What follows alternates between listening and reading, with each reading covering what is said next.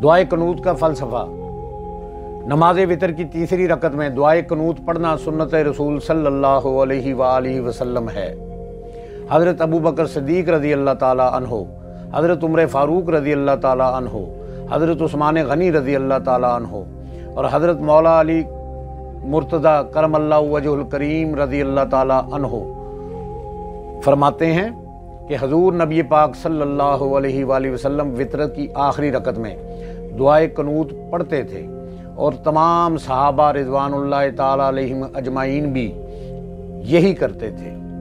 हज़रत अली करमल्लाहु वजहुल करीम ने फरमाया कि नबी पाक सल्लल्लाहु अलैहि वसल्लम वितरों के आखिर में ये पढ़ते थे कि दुआए कनूत मुख्तलिफ रवायात से मुख्तलिफ अल्फाज के साथ कुतुब हदीस में बयान की गई है।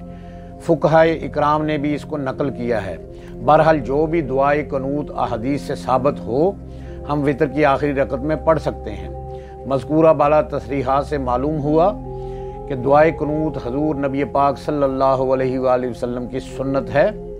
आका सल्लल्लाहु अलैहि वसल्लम के पाक दौर मुबारक से राइज है। नमाज वितर वाजिब है और ये नबी पाक सल्लल्लाहु अलैहि वसल्लम का मामूल है।